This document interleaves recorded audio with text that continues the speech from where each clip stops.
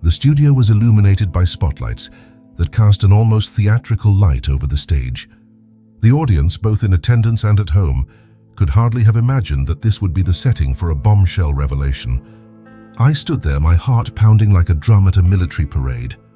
The host, a middle-aged man with a practiced smile, turned to me, gesturing for me to speak. The room was filled with murmurs, a buzz of anticipation that practically reverberated off the walls. "Tell us," he prompted, in a voice that seemed calibrated to build suspense. "What exactly happened between you and your brother?" I took a deep breath, looking into the camera. I knew this was the opportunity I'd been waiting for. A chance to clear my name and finally tell the truth that had been hidden beneath layers of lies and betrayal.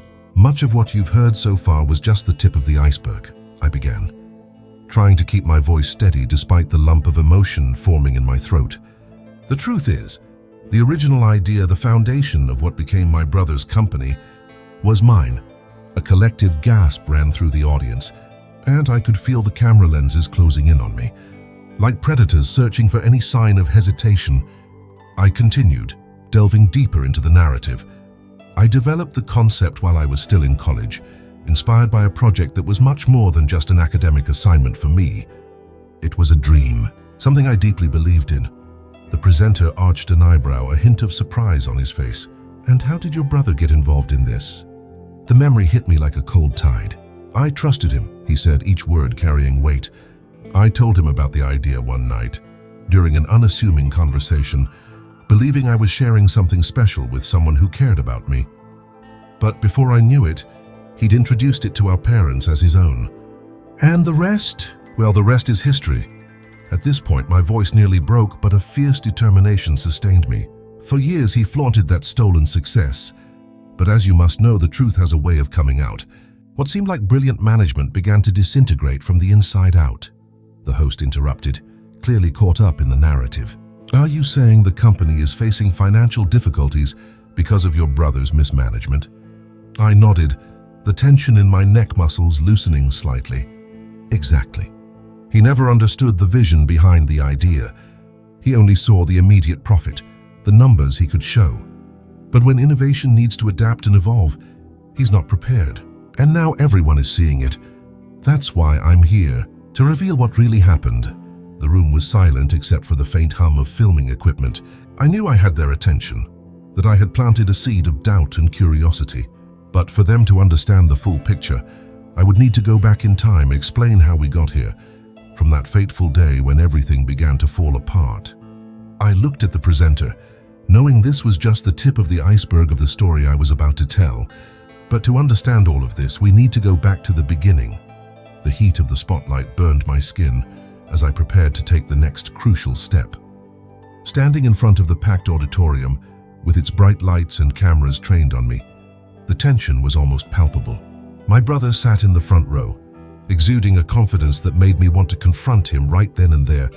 But in that moment, all I needed was the microphone in my hand and the truth I was about to unleash. "You all know the story of the meteoric rise of the company my brother founded, don't you?"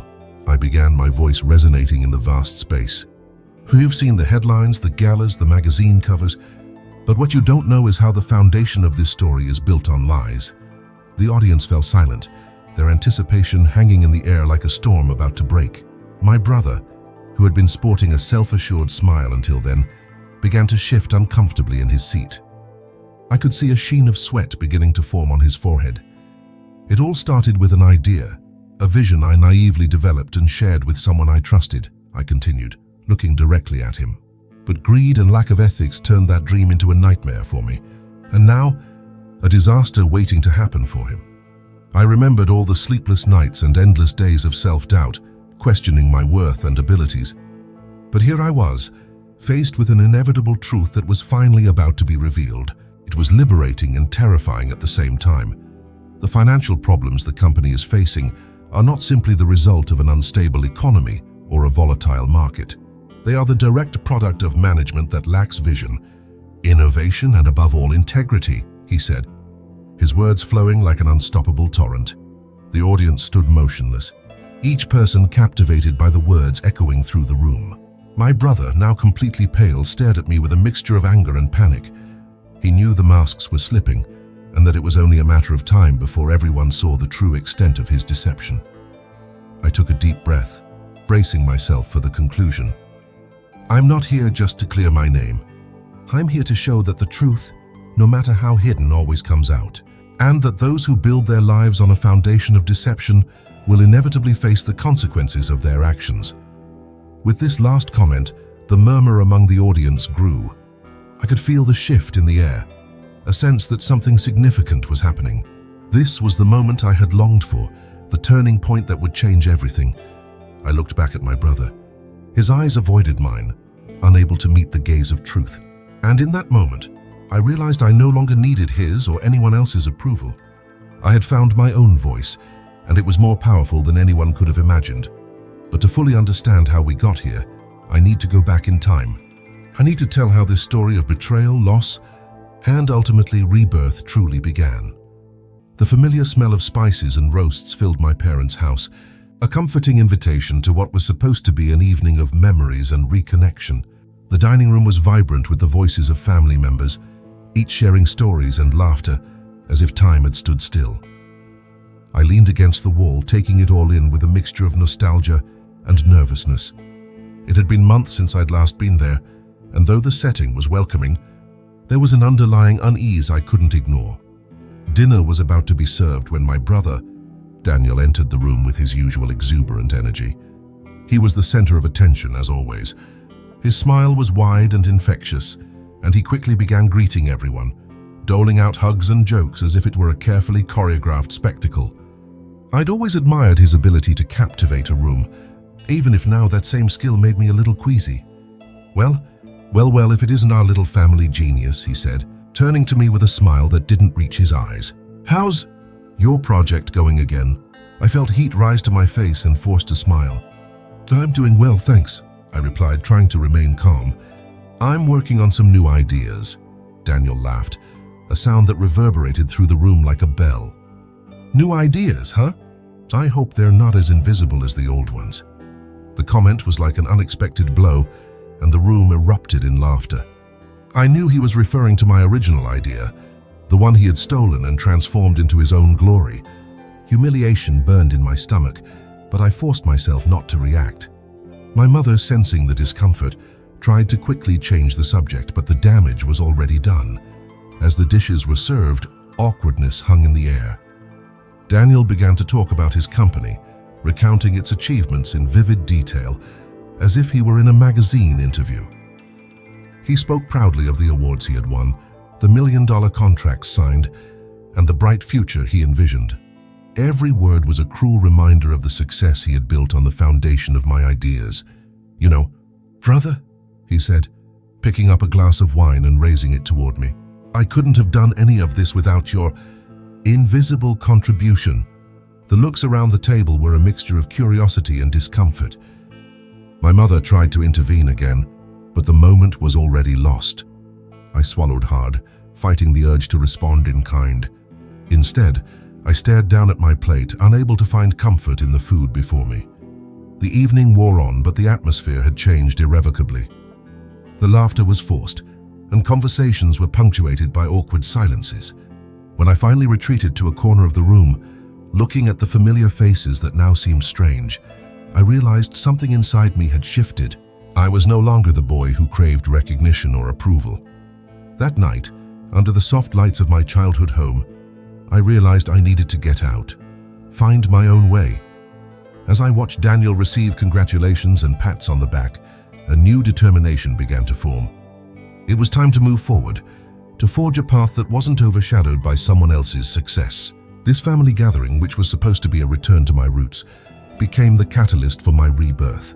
I knew that to find myself, I would have to leave many things behind, starting with this feeling of betrayal that burned within me. That was the breaking point, the night I decided my voice would no longer be silenced by someone else's shadow. I would walk out of there and never look back. A new journey was about to begin, and for the first time I was ready to embrace the unknown. The night of family gatherings was behind me, but the shadow of what had happened continued to haunt me. I found myself wandering the city streets aimlessly, my mind racing with tumultuous thoughts. Daniel's betrayal, The public humiliation, the feeling of powerlessness, it all felt like a crushing weight on my shoulders. It was as if a part of me had been ripped away that night, leaving a void I didn't know how to fill. I decided I needed distance, not just physical, but emotional. Contact with my family became rare, almost non-existent. I declined invitations to gatherings and events, and I distanced myself from worried calls from my mother, who was trying to understand what had happened. I needed time for myself, time to rediscover who I was outside the shadow of Daniel's stolen success. It was during one of these solitary walks that I came across a small cafe, tucked away on a quiet city street. The walls were covered with posters for events and conferences, and a chalkboard at the entrance advertised a lecture on technological innovation. Something about the place caught my attention, a sense of belonging I hadn't felt in a long time. I walked in, driven by a curiosity I hadn't known I had. The speaker, a young entrepreneur with contagious energy, spoke about the future of startups and the importance of innovation in a constantly changing world. His words resonated with me unexpectedly, igniting a spark that had long been dormant. He spoke of failures not as defeats, but as opportunities for learning and growth. And it was there, in that modest cafe, that I realized my passion lay dormant, waiting to be rediscovered. I started attending more events like that, immersing myself in the world of startups and technology. I discovered I had a natural talent for identifying market gaps and developing ideas that could fill those needs. My nights were spent in marathon research and development sessions, while the glow of the computer screen illuminated my notebooks filled with notes and sketches. I met people who shared my passion and soon found myself immersed in a circle of innovators and visionaries who challenged me every day. It was a stimulating environment, full of ideas and possibilities, and for the first time in a long time I felt alive. The anger and hurt that had previously consumed me began to give way to renewed enthusiasm, a desire to create something that was truly my own. One day, while talking to a friend about a new idea, he looked at me with a smile and said, "You really have a knack for this. Have you ever thought about starting your own startup?" The question took me by surprise, but at the same time it felt like the most natural thing in the world. It was as if my entire journey up to this point had led me to this moment, this decision. Over time, distance from my family no longer felt like an escape, but a necessary step toward finding myself. I no longer defined my worth based on others' expectations, but rather on what I knew I could achieve. Daniel's betrayal, which had once felt like an open wound, was now just a scar reminding me of how far I had come. The journey was just beginning, and I was eager to see where it would take me. I knew there would still be challenges and obstacles, but I was prepared to face them. After all, I had found something that no stolen success could take away from me, my passion and my purpose. The early morning breeze was cool but full of promise. I sat on a bench in a small park, watching the sun rise over the city.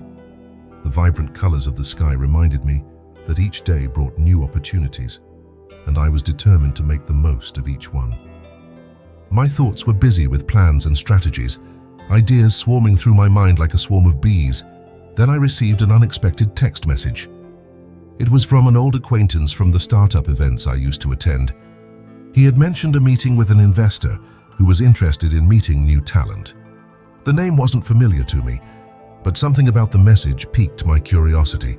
I decided I had nothing to lose by accepting the invitation. The meeting was scheduled for an elegant cafe downtown, a place that exuded an air of sophistication I wasn't used to. When I entered, my eyes quickly scanned the room until they found a middle-aged man sitting in a secluded corner. His presence was imposing, but at the same time there was something inviting in his gaze. He introduced himself as Victor, and it didn't take long for our conversation to flow naturally. He seemed genuinely interested in my story, in the journey that had led me here. As I talked about the long nights, the ideas that kept me awake, and the passion that drove me, he listened intently, a small smile lighting his face. "You have something special, something I don't see often," he said finally, his voice deep and thoughtful. "A potential that needs to be cultivated." His words resonated with me in a way I hadn't expected, filling me with a mixture of emotion and hope. It was as if he were seeing something I myself was still discovering. Victor continued, explaining that he was looking for innovative minds, people who weren't afraid to take risks and challenge the status quo. "I believe you have what it takes to create something extraordinary," he stated, his eyes fixed on mine as if assessing my determination. "And I'd like to offer the support you need to realize that potential." The ground seemed to disappear beneath my feet. The feeling was overwhelming, an opportunity I could only have dreamed of. Yet a part of me hesitated, remembering past betrayals, broken promises. But there was something about Victor that inspired trust, a sincerity I hadn't encountered in a long time. "Why me?" I asked, the doubt still lingering in my heart. Victor leaned forward, resting his elbows on the table, his gaze steady. "Because you're authentic, and that's rare. You're not here for the money or the fame. You're here because you believe in your ideas, and that makes all the difference." His response was like a balm to my soul, a reassurance that I was on the right path. The conversation stretched on for hours, covering everything from the challenges of the business world to the latest technological innovations. With each word exchanged, my confidence grew, the vision of a possible future becoming ever clearer. When we finally stood to say goodbye, Victor shook my hand firmly, a gesture of solidarity and commitment. "I look forward to seeing what you create," he said, with a conviction that made me believe this was just the beginning of something great. As I left the cafe, the city around me felt more alive, every sound and movement resonating with new possibilities. Meeting Victor had lit a fire within me, a renewed determination to move forward, to turn my ideas into reality. The journey was just beginning, but for the first time I wasn't alone. I had a mentor, someone who believed in me, who was willing to invest in my potential. And as I walked the streets toward the unknown, I knew I had found not just an investor, but an ally in the search for something greater, something truly mine. The wind blew lightly as I walked down the avenue that led to my new office, a modest space yet full of promise. Each step resonated with the determination of someone ready to leave the past behind and embrace a future built with their own hands. Meeting Victor had been a milestone, a catalyst for the decision I knew I needed to make. It was time to move on, to sever the ties that bound me to the past and begin building something truly my own. The room I rented was small, with white walls and large windows that let natural light flood the space. There was no fancy furniture, just a simple desk, a computer, and a whiteboard where I began sketching and flow-charting ideas that were bubbling in my mind. This was my laboratory, my creative space where I could experiment, fail, and try again. The feeling of freedom was intoxicating. With Victor's support, I began to assemble a small team of people who shared my passion and vision. There was Anna, a brilliant programmer with a keen eye for detail that others missed. Lucas, a designer who seemed to transform any concept into something visually stunning. And Karina, a marketing specialist with an uncanny knack for telling stories that captured the essence of our work. Together, we formed a diverse and passionate team, united by the desire to create something innovative and impactful. In the early days, I worked tirelessly, almost as if to make up for lost time.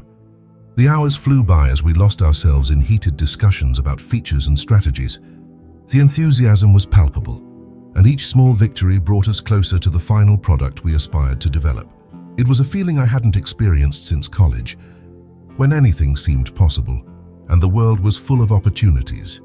Despite the progress, there were moments of doubt, moments when the shadows of the past threatened to resurface. It was hard not to think about Daniel and what he had done, the cruel words and the looks of contempt. But each time these thoughts surfaced, I forced myself to remember that this new path was mine, and that I was no longer living in anyone's shadow. This was what fueled my determination, what drove me forward day after day.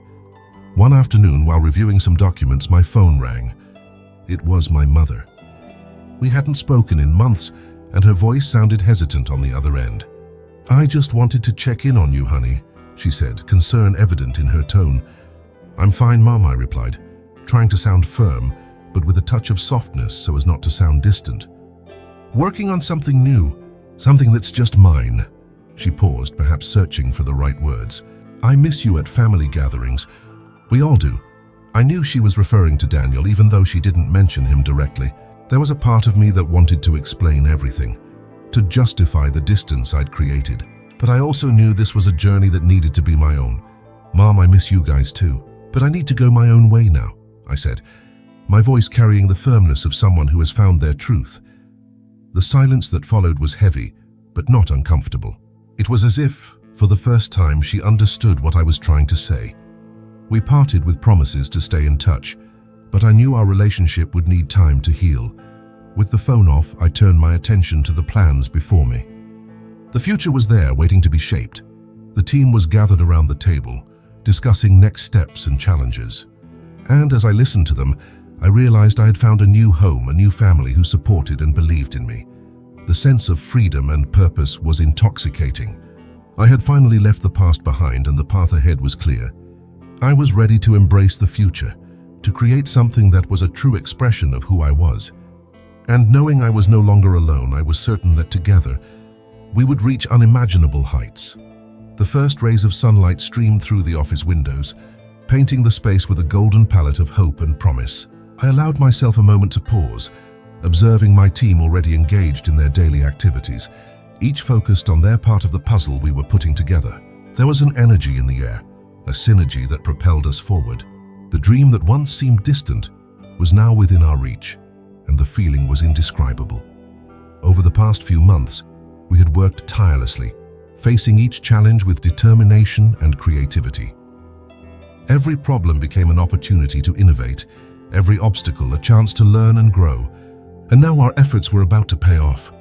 The product we had developed, the fruit of countless hours of dedication and passion, was ready to be launched.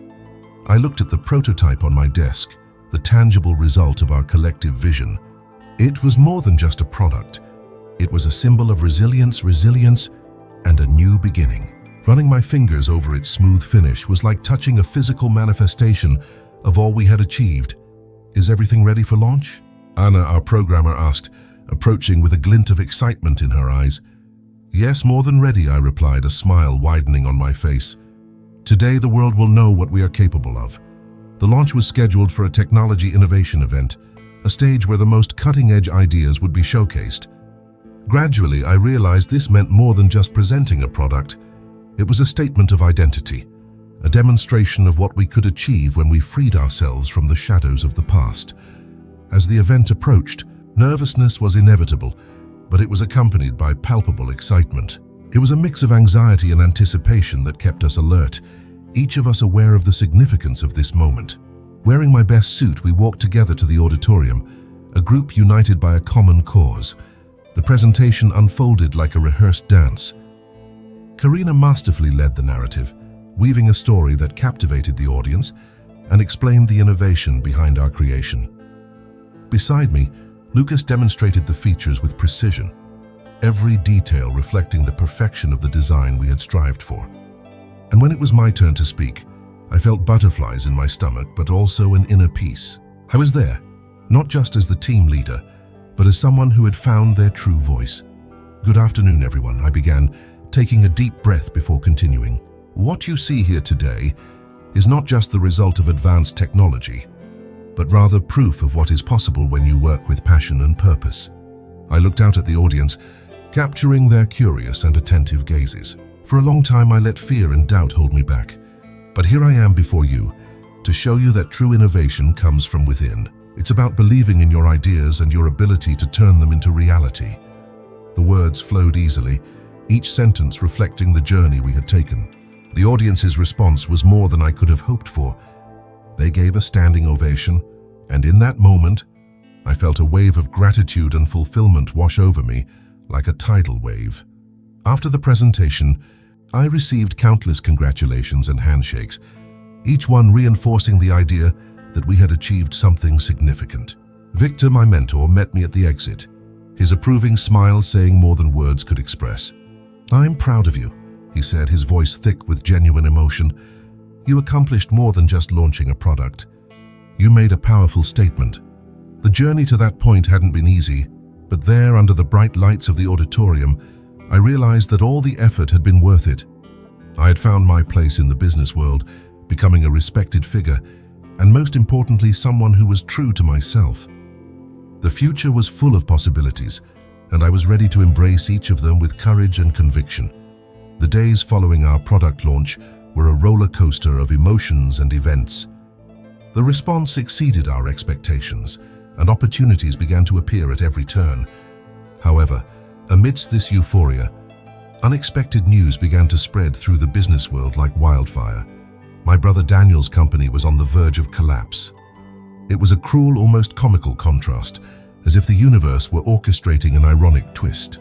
While my business flourished, the empire he had built on false foundations was rapidly crumbling. I couldn't help but feel a pang of satisfaction, knowing the truth was finally taking its toll. Yet along with this feeling came an inevitable sadness. Despite everything, he was still my brother.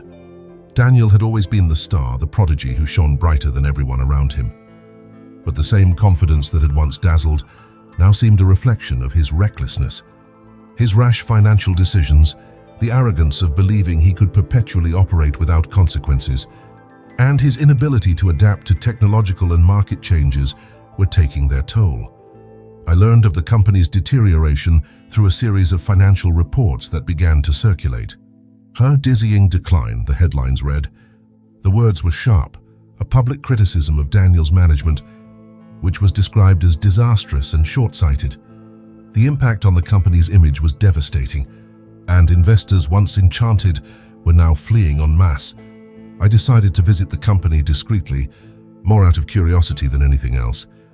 The building, once a symbol of success and power, now had an air of desolation. I passed through the reception area unnoticed, observing the haggard faces of the employees who undoubtedly sensed the somber and uncertain atmosphere. It was like a house of cards about to collapse. Daniel stood in his office, hands buried in his hair, surrounded by stacks of papers that were presumably reports and bankruptcy notices. The sight was bleak. He who had always been the epitome of confidence now looked like a ship adrift in a sea of trouble. "You came to see the show?" he murmured, not looking up as I entered. "No, Daniel," I replied, keeping my voice neutral. "I just wanted to understand for myself." He finally looked up, his eyes red evidence of sleepless nights. "Everything is falling apart," he said, his voice breaking. I don't know what to do." There was a heavy silence between us. I could sense his vulnerability, something he always struggled to hide. For a moment, the rivalry that separated us seemed insignificant compared to the raw, human reality of his situation. "Daniel," I began, choosing my words carefully, "the truth is, maybe it was never about what you or I did. Sometimes it's about what we learned along the way." He laughed bitterly, a mirthless sound. "And what have you learned then?" "That true success comes from authenticity and the ability to adapt," I replied sincerely. "You can't build an empire on something that isn't genuine." Daniel nodded slowly, absorbing my words. The tension between us, which had once seemed like an insurmountable wall, now seemed to melt away. There were no longer winners or losers, just two brothers facing their choices and consequences. As I left, I realized that, despite everything, I wanted him to find his own path to redemption. I had found mine, and I hoped he could do the same. And as the door closed behind me, I felt that perhaps finally, we were ready to let go of the past and move forward, each in our own way. The doorbell rang for the third time that morning, each ring more insistent than the last. I hesitated to open the door, a part of me already sensing what I would find on the other side. Ever since I left Daniel's company building, I couldn't escape the weight of worry that, despite myself, had begun to settle in my chest. Finally, I gave in and walked to the entrance. Opening the door, I was confronted by familiar faces, but not in the way I expected. Daniel was there, his face lined with sleepless nights, his shoulders slumped under the weight of the decisions he'd made. Beside him were our parents, their expressions a mix of concern and hope, a silent plea in their eyes. "Can we come in?" my mother asked, her voice soft, almost hesitant. I nodded, allowing them to enter my space, which until then had been my isolated refuge from the past. Silence was an unwelcome guest as they settled into the living room. Daniel kept his gaze fixed on the floor, while our parents exchanged glances, as if searching for the best way to start a conversation neither of us wanted to have. "Son," my father began, his voice carrying a gravity I'd rarely heard, "we're here because we need your help." I felt a chill run down my spine. The situation was even more dire than the headlines suggested. "What happened?" I asked, even though I already knew the answer. Daniel lifted his head, his eyes meeting mine with an honesty I'd never seen before. "I messed up," he admitted, his voice hoarse. "The company is on the verge of collapse. I need a miracle." The words hung in the air, charged with an urgency I couldn't ignore. For so many years I'd waited for this moment, when the truth would finally come out and he would have to face the consequences of his actions. Yet the reality of what that meant was more complex than I could have imagined. Contradictory feelings simmered within me, a mixture of bitter satisfaction and genuine compassion. "Why me?" I asked, trying to keep my voice steady. "Why now?" my mother intervened, placing a gentle hand on Daniel's shoulder. "Because you're the only person who can help save what's left. We know it's a lot to ask, but—" She hesitated, emotion choking her voice. "You've always been fair, even when you've been wronged. We're not here just for Daniel, but for everyone who depends on this company." The weight of his words fell on me like a sledgehammer. It wasn't just on Daniel or me, but on all those people whose lives depended on our decisions. The responsibility was crushing, a burden I never expected to carry again. I looked at Daniel, who was now watching me with disarming vulnerability. "I'm not going to lie," he said, his eyes fixed on mine. "I've made mistakes, many, but I'm here asking you to at least consider helping us find a way out." Silence fell again, thick with anticipation and uncertainty. I could feel the gaze of my father, a figure I'd always admired, now placing his trust in my ability to solve what seemed like an intractable problem. My palms were sweaty, tension building in my shoulders.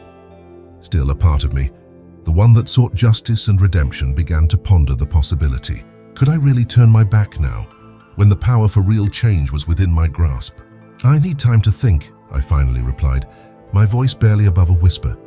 They nodded, each expressing silent gratitude, even without any concrete promise from me. That day, as I watched them walk out the door, I felt the thin line between past and present about to shatter. And as I watched Daniel's back retreat, a part of me knew that whatever decision I made, the impact would be lasting. The days that followed Daniel's request for help were a whirlwind of conflicting thoughts and emotions.